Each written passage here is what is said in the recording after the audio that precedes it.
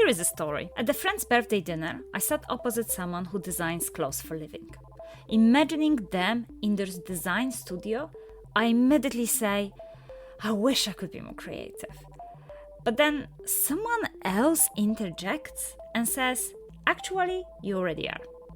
I'm intrigued by this response, so the more the conversation flows, it turns out that it does not take an Einstein to be creative.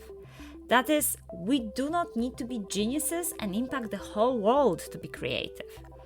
It does not take Van Gogh either, as we do not need to be artists or creative types to let our creativity flow. In this episode, Creativity and Happiness, I speak to Girija Kaimal, Associate Professor in Creative Art Therapies at Drexel University, United States, discussing that art and creativity are fundamental to our survival.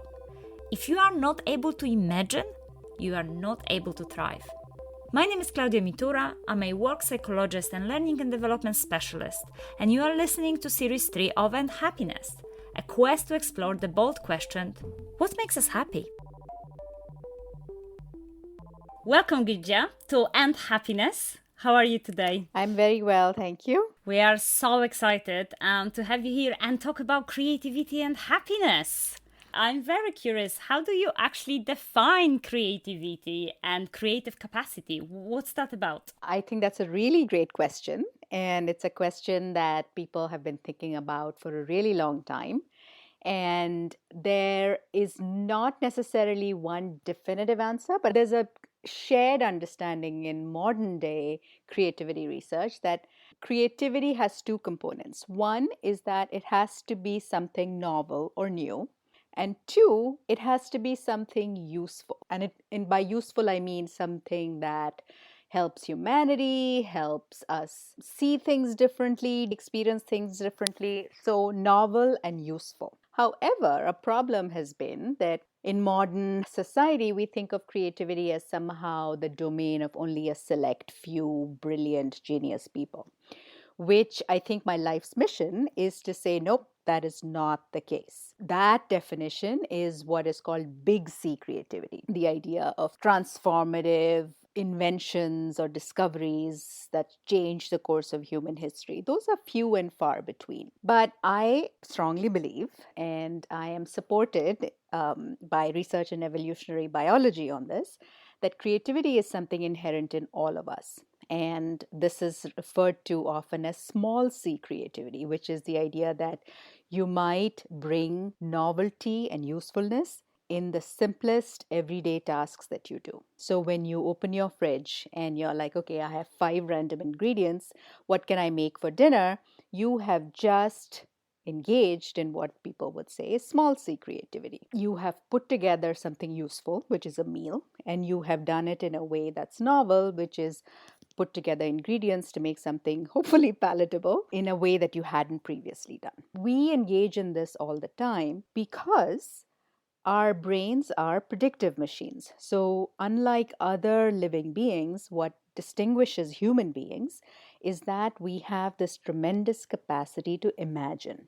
Our brain is processing information not like a computer, but it's taking in information from our senses in order to make decisions that it thinks will help you survive in the future. So we look at the weather and say, you know what, maybe I should carry an umbrella today so I don't get soaked because I anticipate it's going to rain. That's its basic mission, right? To keep you alive from minute to minute. Love it. I think this is amazing that you are speaking about this novelty and usefulness in ordinary tasks, because I think there is so much belief that creativity is only locked for few lucky people who are born with the talent and have that access to that creative potential.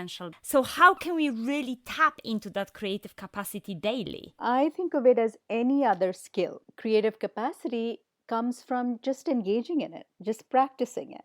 Everything is really hard the first time you do it. But if you keep doing it, you get better and you get faster at coming to the results that you want. One way to sort of keep that practice alive is to identify some activities where you feel proficient. It might be music, it might be writing, it might be cooking, it might be gardening. If there's something you really enjoy, try to make sure you engage in it maybe a few times a week, a month. Very simple. Practice, engage with it. I like the idea of a muscle that we need to practice it and constantly exercise it to get the result. Is creativity connected to resilience in any way? Is that something that can help us go through tough times? Absolutely. If we can imagine things, that is both our gift and our curse. The very thing that helps us problem solve and come up with innovative solutions is the very thing that can paralyze us into anxiety and inaction. I do a lot of visual art. Sometimes I might write, sometimes I might doodle, sometimes I might do fiber stuff. I use my visual practice as a way to process both difficult emotions or difficult experiences as well as a distraction. So creative expressive practices can really be a spectrum. Sometimes you might be so upset, you're like, oh my God, I can't even deal with this right now. I'm going to go do something else. Sometimes we need to do exactly that. We need to be distracted because we cannot really process or deal with the difficult experience in the moment. A little bit later, when you have some time and distance, you're like, you know what was that about? Why did I react that way? Why did that upset me so much? And then maybe you could unpack it a little bit. Maybe you talk to someone about it, or you doodle, or you make a piece of music, or you write some poetry. In that act of doing, what you're doing is you're telling yourself, you know what? I have the agency, I have the capacity to problem solve the struggles that come at me. And I might do it in this way. And what you're doing with your creative practice is you're saying, this is the way I'm going to make sense of it. And what a lot of artwork gives back to us is a mirror. So when I make something, I draw something, I was like, oh, that's what's been going on with me. Oh man, I'm a hot mess today. Or at other times, oh wow, I never thought of it that way. Maybe that is what is going on. So it gives you perspective. And once you have some perspective, then you are able to sort of reframe the experience, however challenging, and integrate it into your story. This is who I am. This is what I do. This is the experience that has come at me. What have I learned from it? How will I apply this in the future? And what the art gives us is a time to reflect and learn and integrate experiences into our life story. I love the spectrum, and I think I can definitely relate to lots of different components of it. When I get creative, I always feel that my mind is going on a vacation because it's so occupied with writing or doing some arts and crafts that I cannot think about anything else. But I also like the fact that it's supposed to be reflective and kind of think about integrating it in your storytelling and identity. So can creativity help us to shape our identity in any way then? That capacity for imagination can be creative or destructive. If we can imagine worst case scenarios and get really anxious, or we can imagine best case and creative scenarios, which can make us sort of innovative and productive. And it's always up to us. And every response in many ways is an adaptive response. So for example, depression and anxiety, they serve a purpose. There's a reason why these mental states exist. Anxiety is actually preparing you for a range of scenarios and telling you these are all the ways in which things can go wrong. But if you look at it that way, you're like, well, all right, these are all the ways in which it can go wrong. Can I also think of all the ways in which things can go right? All the ways in which things can go well for me in ways I couldn't even imagine. Our brain is wired to look for negative responses, to make you fearful, to protect you, to keep you safe. So that is where we'll instinctively go. And what creative works do is counter that and say, nope, there might be other ways to look at it. I work in the field of art therapy, which considers the idea that everyone has creative capacity, everyone is an artist, if you think of artistry as self-expression. And in times of struggle, when we don't have words to express ourselves, other forms of expression can communicate. I had one particular patient come in, his hands were shaking, he had a tumor removed, and because of that he had a severe tremor. And by the end of the session, we did some collage work. He spoke about some of the challenges he'd faced, and by the end of the session, his hand tremors went away. And I said, oh, look at that. And he's like, yeah, I feel relaxed now. And when I feel relaxed, tremors are less. And that's something we have seen in our own studies. We've seen people's cortisol levels go down when they engage in self-expression that feels authentic and feels like they are able to truly communicate how they feel. Another example is some of the work done with military service members with post-traumatic stress and traumatic brain injury. The research has found that a lot of traditional talk-based therapies like cognitive behavioral therapy do not help people with trauma because those who've experienced trauma often cannot process it just with words. So something like art therapy helps them visualize and gain perspective on the experience. So we have had service members talk about art making as a way to integrate what felt like a really disintegrated sense of self after a brain injury, finding ways to communicate with others when they just didn't have the words. And instead of acting out violently or lashing out physically at those around us because we are not able to self-regulate, channeling that into art helps express ourselves in ways that are helpful rather than destructive. It's amazing to see that power of creativity with such traumas and such a difficult life experiences.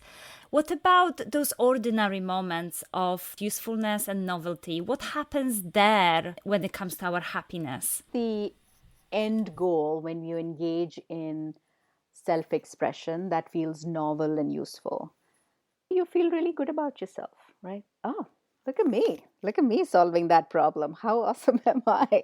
Yeah. And we have literally seen that in our studies. We measure something called self-efficacy, which is our self-perception of whether we can handle challenges that come our way, whether we can problem solve, whether we can deal with things with a sense of competence and mastery. We've seen this shift even within like 15 to 20 minutes in participants, that sense of like, oh, I got this. And when you practice that problem solving through creative expression, you can translate that into other aspects of your life outside of that session. You're like, oh, look at me. I put together something in 45 minutes, 15 minutes, 20 minutes that I never imagined previously possible. I learned something about myself. I have something to say with this creative product. Now when I face a challenge at work or in my community, in my family, I bring that little dose of confidence that I gained in that session, a little dose of self-efficacy and agency. And it's so important to stress that, because I think if we have some skeptics listening who said, oh, don't give me that, I have a busy enough schedule, I'm not going to now be lashing into those creative expressions. I think it's just so important to notice that. It's just so good for our well-being, confidence, and ultimately our overall happiness. I'll tell you a story for everyone who thinks they don't have time for this. Once upon a time, there was a traveler who came across a woodcutter. So this woodcutter was on this tree. They were using a saw and they were trying to saw off a branch. And the traveler saw the woodcutter and said, you know what, your saw is really blunt. Maybe you should pause and sharpen your saw so that your cutting will be more efficient. And the woodcutter looked at the traveler and says, I don't have time to sharpen my saw. We might think we don't have time, but we are actually making our lives more stressful and miserable if we don't take time out for ourselves. So consider carving out time just for you to engage in creative expression, playful exploration, which has no sort of purpose other than to advance your own health and well-being. Absolutely. So important. And I do hope that the kind of cynics that are listening are a little bit more, yes, I really definitely should do that. I really like the fact that you're speaking about that choice. We can go on that path of negative, but we also have that path of positive, and actually spending time of building that creative muscles hopefully will ensure that we are using it for the positive. But in the moment when we might be getting overwhelmed, how can we tap into that resource? Right. So I think one way to think of it is the time to think about health and well-being is not when you're in crisis, to plan for it beforehand. So for example, step one is for everyone to really identify What do I enjoy doing? What is it that feels fun but also creative for me? Number two, identify where and how you can bring that into your life. How do you make time and space for that? And then, thirdly, what are the things that interfere with that? So, how can I make sure that those things don't? So, one way to do that is to sort of block it off in your calendar. Make sure you have the supplies you need, if it's a musical instrument or if it's cooking ingredients, if it is a sketchbook, if it is a digital tool or software program you use. And you're like, you know what? Every evening I'm going to do some of this. Sometimes I doodle on the train when I'm going to work, or I always have a notebook with me and I make sure it's a nice handmade paper notebook, which I love the feel of it, I love the texture of it, and I'll work with a pen on it. It's sort of just like preventive health, right? So if you walk every day or if you run a few times a week, you are taking care of your body so that it doesn't go into crisis. So similarly, anything that helps you express yourself is important and relevant to your ongoing health promoting efforts. So, just the act of expressing yourself through a creative activity reduces stress in your body, reduces your immune response that is negative. I would really say think about how you can bring that in. Really think about what you enjoy. And this is the sad part of modern life, right? As adults, we go see other people perform or other people do creative works, but we could do that too. And go back and think about what you enjoyed in childhood. What are some activities you enjoyed, and how might you sort of revisit some of that? Wow, amazing. And I think that idea of preventative approach rather than waiting for the crisis happen and like, oh, how come now creativity can help me, is, as you say, you constantly do it and you really invest your well-being. So then you're not getting those crisis moments. I think that's so important and powerful, because you're right. I meet lots of people who tell me I'm not creative, I'm not an artist, I cannot do this. But also I find that sometimes we kind of our worst critics and we think if I'm going to do something, it has to be the best. If I'm going to be painting or if I'm going to be sketching, it has to be straight away at the exhibition. Whereas actually it's not for that maybe very specific outcome and achievement.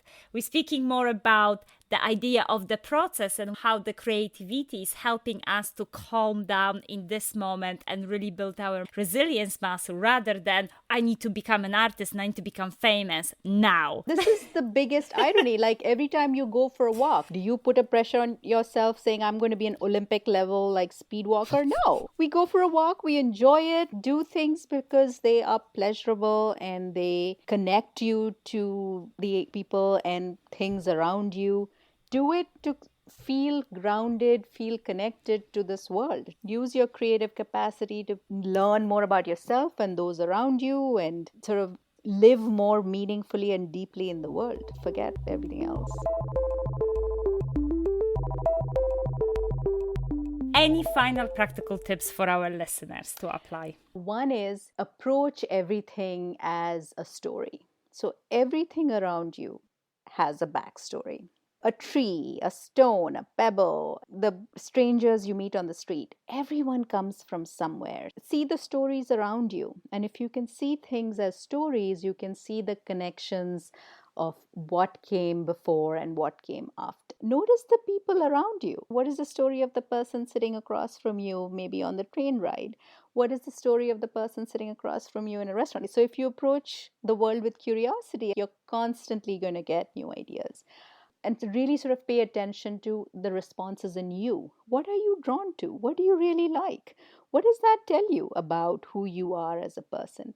If you had to create a visual out of musical form, what would that look like? If you had a piece of artwork and you had to convert it into music, what would that sound like? You know what? As a child, I used to have a game about storytelling. When we used to travel from one place to another, I used to remember being in the car of my parents and inventing stories of the people that were passing us. And obviously, the most intriguing the story, the most fun we had. But that storytelling is so exciting and so important. Girija, thank you so much for your time. This has been so fascinating to hear. We are very much looking forward forward to your book that is happening next year. Can you tell us a little bit more about it? Yeah, so hopefully forthcoming sometime in 2022. I just finished the first draft of it. I call it The Expressive Instinct. This is a book hopefully coming out with Oxford University Press. And what I talk about in it is how and why our instinct to express ourselves is deeply connected to our health and well-being. Brilliant. Cannot wait to read that. Thank you again so much. Thank you so much. You're such an excellent interviewer. It was so fun to talk to you. Thank you, Claudia. Thank you. Massive thank you to Girija for sharing with us all these interesting insights when it comes to creativity and happiness. So this week, I dare you to. First of all, change your definition of creativity from talent or genius that is reserved to a lucky few, but rather think of it as an activity that is novel and useful. So how can you bring creativity that has those two components to ordinary moments in life, such as cooking, gardening, writing, a greeting card, speaking to a friend, anything? I definitely started to view some of my work activities, like putting together a slide deck, as a creative capacity activity now. So think about that, novel and useful.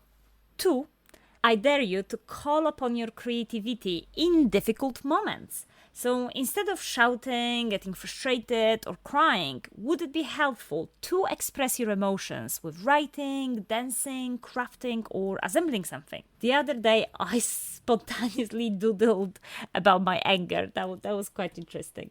And the final one, which is my favorite, is when catastrophizing about the future, I dare you to think, okay, but what if it will go right? What if the things will work out?